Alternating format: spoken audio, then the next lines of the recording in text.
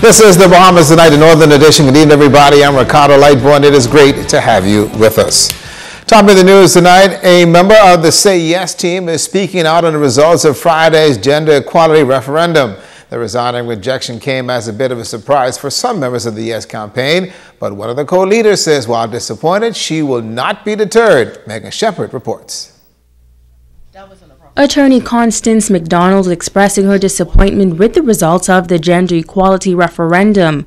McDonald says she believes voters allowed certain fears to sway their decisions, as well as a lack of knowledge of what the bills entailed.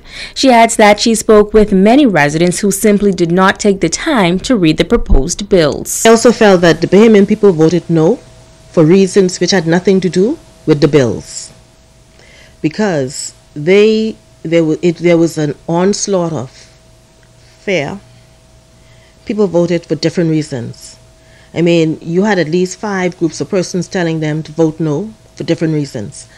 And, I believe that they voted against their own best interests. I realized that, when people are put in this fear mode, fear of homosexuality, fear of this, fear of that, they just act not in their own best interests.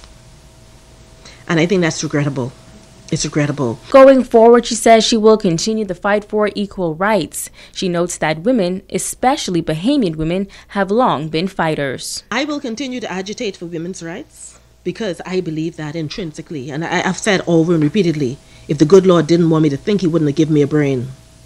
And when he gives me a brain, see, we ought to have dominion over animals.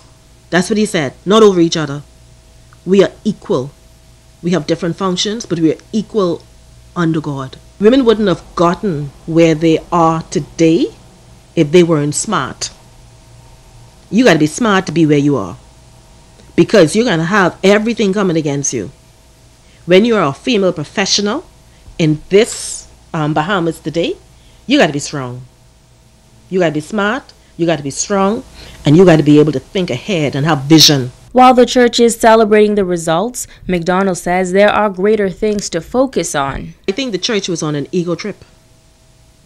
You see, because everything, when the church stands as an oracle of God, they have to know that God has asked them to do that. And God will never say equal rights to women is wrong, because he, in his word, he didn't say that. And that's why I said, I now understood when Jesus said the things you did were unauthorized. And they're talking about their watchman on the wall. If they would spend as much energy leading people to Jesus Christ, we wouldn't have the problems that we have. And you wouldn't have to worry about anything. Megan Shepard, ZNS Network News. Well, a member of Parliament for Marcos City and leader of the United Democratic Party, Greg Moss, led a campaign against the 4 proposed amendments. He initially supported 1 and 3, but in the weeks leading up to the referendum, he said he was voting no across the board. Tonight, Moss says the results prove that individual voices can make a difference. Cleopatra Murphy has this one. Member of Parliament for Marcos City, Greg Moss, says Bahamians' overwhelming rejection of the 4 constitutional amendment bills at the polls is evidence that the electorate has matured beyond politics and simply do not trust politicians. He says it is a clear message to the Progressive Liberal Party and the Free National Movement. What I think was wonderful about the referendum is that people stepped outside of their pre-existing boxes. And they said, party is interesting, but country first. And people voted overwhelmingly for country. The reveal of the referendum results were slow, and Moss believes it was because politicians did not want the public to see how badly they lost in their constituencies. For instance, Freeport, Grand Bahama, in every seat except my seat, except Marcos City, the members of Parliament, PLP and FNM, lost 3-1.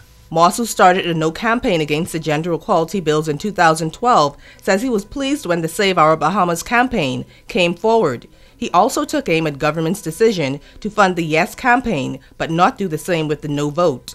He says government knew it was unconstitutional, and he says the FNM is also culpable because party leader Dr. Hubert Minnis pledged in 2014 that he would campaign with Prime Minister the Right Honourable Perry Christie to ensure the bills passed. That showed the desperation of the government. That showed that the government is totally out of line with the will of the people. And by the government, I actually mean the PLP and the FNM together. but democracy prevailed. Moss says the Bahamas as a Christian nation is not a pretense, and most impressive, he says, is that the voice of the church was harnessed for the good of the country. Not these people who sit in robed positions and believe that they speak for God and for their congregants. Not those people. The average person in the pew who has a personal relationship with God, who has a personal faith and a personal interest in his country, was able to make a personal decision, notwithstanding all of these high-sounding titled persons telling them they were ignorant to make that decision. They made those decisions for the good of the country. Moss insists there are powerful lessons to be learned from this referendum. He says the people are wide awake and the next election will not be business as usual. Cleopatra Murphy, ZNS Network News.